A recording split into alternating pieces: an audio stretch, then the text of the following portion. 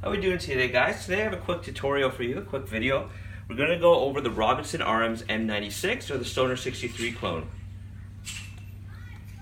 Excuse me a second, it's a little hot out there, a little parched. So this is an early run rifle, so there isn't much literature on the internet for this particular run.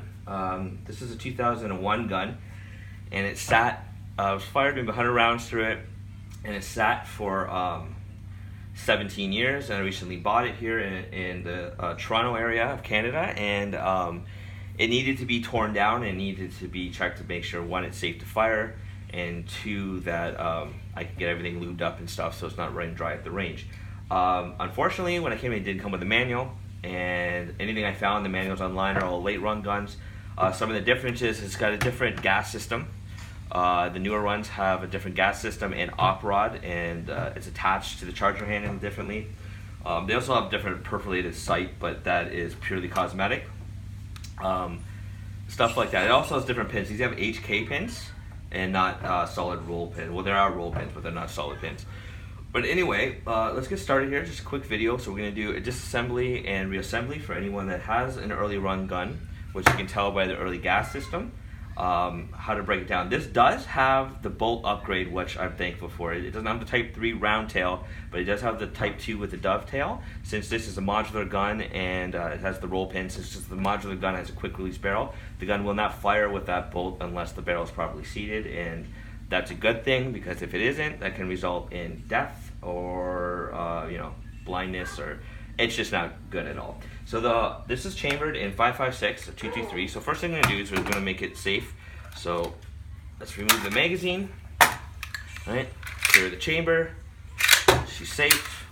All right, we're ready to work. Now the only tool you need on this gun is the round that it fires, which is a 5.56 or 223 NATO. And for safety reasons, we're going to put the live round aside, and we're going to use a 5.56 snap cap.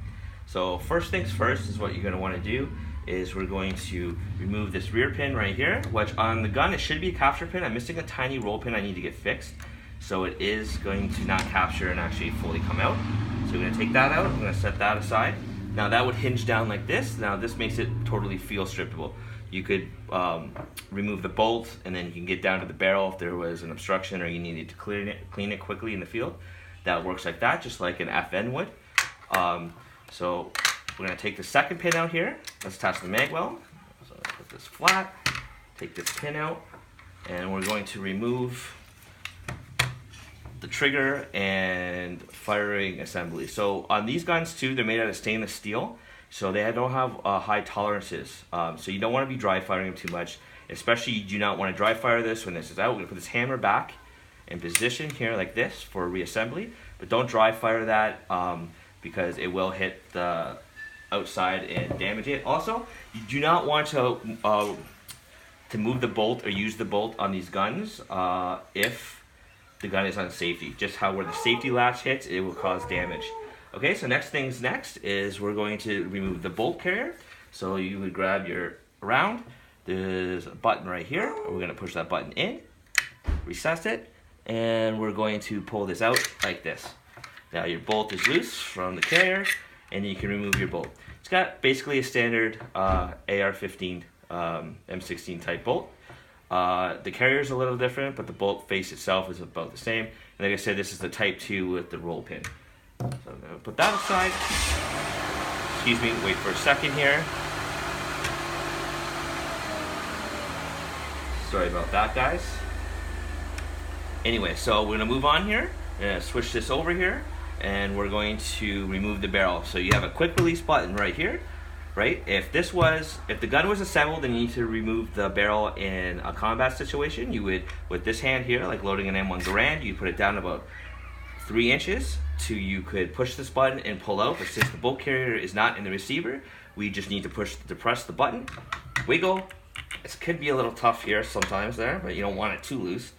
So once that button's in, and a little bit of muscle power here, you're gonna get it a little centered, and there you go. And there's your barrel. So we're gonna do that, and then next, you're gonna flip it over here. You have your gas tube with a little notch here. You're gonna turn it until it hits the key, right? We're gonna take that out like that, put that aside. Then you have your op rod and your gas piston.